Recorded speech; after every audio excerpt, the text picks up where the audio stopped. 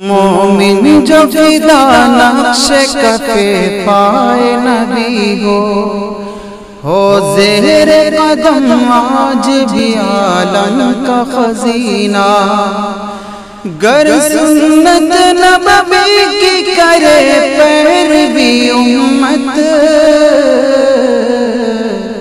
طوفان سے نکل جائے گا پھر اس کا سفینہ، طوفان سے نکل جائے گا پھر اس کا سفینہ۔ الرحیم نحمدہ ونصلی علی رسولہ الکریم، اما بعد۔ مومن دو قسم کے ہیں، ایک مومن وہ ہے جو قوی ہے اور ایک وہ ہے جو ضعیف ہے۔ قوی اور ضعیف کا مطلب یہاں جسمانی اعتبار سے تندرست ہونا یا کمزور ہونا یہ نہیں، بلکہ دین کے اعتبار سے بعضے وہ ہیں جو مضبوط ہیں اور بعضے وہ ہیں جو دینی اعتبار سے کمزور ہیں۔ دینی اعتبار سے جو لوگ مضبوط ہیں، حضرت نبی کریم صلی اللہ علیہ وسلم نے فرمایا کہ المؤمن القوی خیر و احب الی اللہ من المؤمن الضعیف۔ فرمایا کہ جو مومن ایمان کے اعتبار سے قوی ہے، طاقتور ہے، مضبوط ہے، فرمایا کہ وہ اللہ تعالیٰ کو زیادہ پسند ہے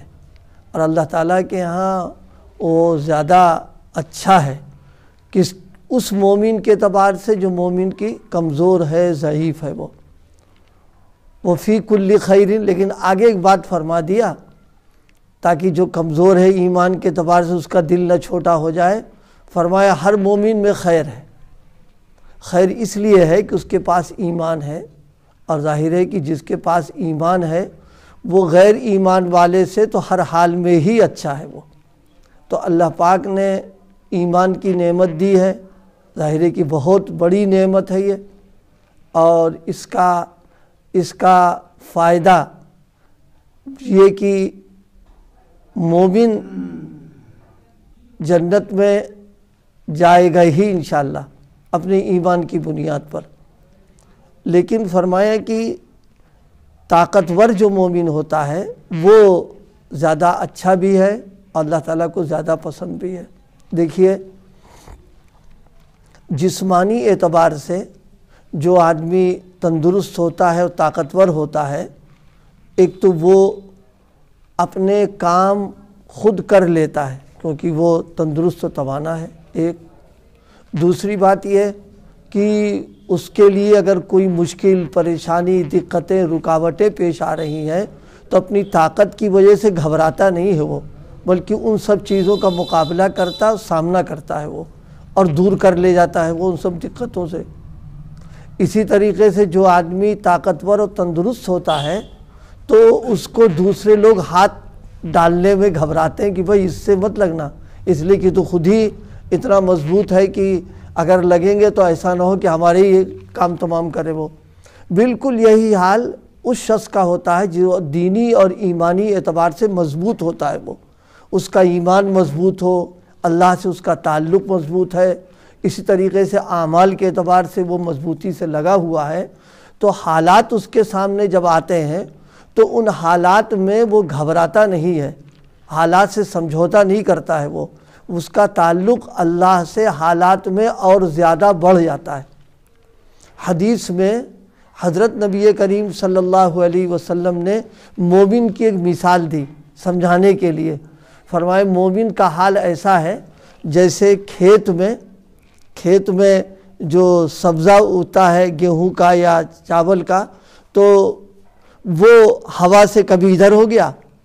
کبھی چلا، کبھی ایسے ہو گیا، لیکن وہ پھر سیدھا ہو جاتا ہے، ٹوٹتا نہیں نیچے سے ہے، وہ ہوا کے جھونکے سے ادھر ادھر ہوتا رہتا ہے لیکن وہ اپنی جگہ پر جمع رہتا ہے۔ اسی طرح ایمان والے کا حال ہے، حالات آتے ہیں، مصیبتیں آتی ہیں، پریشانیاں آتی ہیں، بیماریاں آتی ہیں، ان پہ بظاہر انسان ہے، اس کا اثر تو ہوگا اس کے اوپر، لیکن اس کی وجہ سے وہ دینی اعتبار سے وہ کمزور پڑ جائے، اعمال چھوڑ دے یا ایمان سے دستبردار ہو جائے، فرمایا نہیں، وہ بالکل اپنی جگہ پر جمع رہتا ہے۔ فرمایا ایسا شخص جو ہے اللہ تعالیٰ کو فرمایا کہ خیر و احب، اللہ کو بہت پسند بھی ہے اور محبوب بھی ہے، وہ ایمان کے اعتبار سے جو قوی اور مضبوط ہے۔ ایمان میں طاقت جو پیدا ہوتی ہے وہ اعمال کی بنیاد پر، اور اعمال میں بھی فرائض، واجبات اور سنن کا تو اہتمام بہرحال ہی ہے، اسی کے ساتھ نوافل اور مستحبات کا بھی آدمی اہتمام رکھے تو اس کا دین جو ہے دینی اعتبار سے دھیرے دھیرے وہ مضبوط ہو جاتا ہے۔ اس میں ایک مثال یاد آئی، دیکھیے گملے ہوتے ہم لوگوں کے یہاں پھول لگے رہتے ہیں، اس میں اگر پانی ڈالا جائے، مناسب پانی ڈالتے رہیں تو وہ جڑ جو ہوتی ہے مضبوط ہو جاتی ہے، اور مضبوط ہونے کے ساتھ ساتھ وہ ہرے بھرے رہتے ہیں،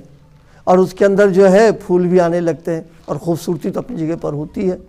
لیکن ایک گملہ وہ ہے جس کا کوئی پرسان حال نہیں ہے، تو ظاہرے کو دھیرے دھیرے وہ سوکھ جاتا ہے، اس کے اندر ہے تو نہ اس کی جڑ مضبوط ہو پاتی ہے اور نہ وہ ہریالی رہتی، نہ اس کے اندر پھول آ پاتے ہیں۔ اسی طریقے سے پانی مسلسل ڈالنا، اسی طرح ذکر کرے، نفلیں پڑھے، مستحبات کا اہتمام کرے تو گویا وہ ایمان کی جڑ میں پانی دے رہا ہے اپنا وہ، اور دھیرے دھیرے وہ مضبوط ہو جاتا ہے۔ اور جب مضبوطی آتی ہے تو پھر حالات کیسے بھی ہوں ناگواری،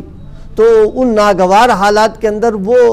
دینی اعتبار سے اس کے اندر ذرہ برابر کوئی کمی کوتاہی، بلکہ جسے کہتے ہیں اپنے ایمان کا سودا نہیں کرے گا، وہ مصیبت تو مول لے لے گا، تو اللہ پاک پھر ایسے وقت اس کی مدد بھی فرماتے ہیں۔ ایک واقعہ سیدنا حضرت عمر رضی اللہ تعالیٰ عنہ کے زمانے میں پیش آیا ہے۔ حضرت عبداللہ ابن حذافہ سہمی رضی اللہ تعالیٰ عنہ، ان کو رومیوں نے گرفتار کر لیا، گرفتاری عمل میں آ گئی، تو سب سے پہلی پیشکش ان کے سامنے اس نے یہ کی کہ دیکھو تم عیسائیت قبول کر لو، یعنی ایمان سے دستبردار ہو جاؤ، عیسائیت قبول کر لو تم، تو ہم تم کو دو انعام دیں گے، یعنی وہ لالچ دے دی اس نے۔ لالچ ایک تو یہ دی کہ ہم تم کو اپنی حکومت جو ہماری ہے ہم اس کو شریک کر لیں گے تم کو ہم، اب بعض مورخین نے لکھا کہ آدھی سلطنت تم کو ہم دے دیں گے، اور دوسری پیشکش یہ کی کہ اپنی لڑکی سے تمہاری شادی کر دیں گے۔ لڑکی بھی انتہائی خوبصورت، حسین، جمیل تھی اپنے وقت کی، کہا کہ ہم، ظاہر ہے کہ یہ دو چیزیں وہ ہیں جو ہمیشہ آزمائش کا ذریعہ بنتی رہتی انسان کے لیے۔ مشہور ہے نا، زر، زن، زمین، یہی تین چیزیں انسان کے لیے آزمائش بن جاتی آ کر کے۔ یہ دونوں اس نے پیشکش کر دی جو طبعی طور پر انسان کے لیے کشش کا ذریعہ، ارے بھائی دولت ملے گی، بادشاہت ملے، ساتھ ساتھ میں بادشاہ کی بیٹی شادی ہو جائے گی۔ تو آپ نے برجستہ یہ جواب دیا کہ تم اپنی آدھی سلطنت کی بات کر رہے ہو، پورے عرب کی تم سلطنت مجھے دے دو، میں ایک پل جھپکنے کے بقدر بھی ایمان سے دستبردار نہیں ہو سکتا میں۔ یہ ان کی مضبوطی اور پختگی کی بات کہ جو چیزیں انسان کو ایسے موقع پر یعنی پھسلا دیتی ہے اور آدمی اس سے مبتلا ہو جاتا ہے، لیکن نئی مضبوطی کے ساتھ جمے رہے۔ وہ کہا کہ نہیں، تمہاری ان لالچوں سے ہم پہ کیا اثر پڑتا ہے۔ اس نے دیکھا کہ یہ لالچ سے تو اب آ نہیں رہے، دھمکایا اس نے۔ دھمکانے کی سب سے پہلی دھمکی اس نے یہ دی کہ ہم تم کو تختہ دار پر چڑھا دیں گے، قتل کر دیں گے۔ کہا یہ تو تمہارے اختیار میں، ایمان سے دستبردار ہونا اور شادی کرنا یہ میرے اختیار میں تھا، وہ تو میں کروں گا نہیں، لیکن وہ اگر تمہارے اختیار ہو تو تم کر لو، لیکن میں ایمان سے دستبردار نہیں ہوں گا میں۔ تو اس نے تھوڑا آزمانے کے لیے کتنا مضبوط آدمی ہے حکم دیا کہ لے جاؤ ان کو تختہ دار پر،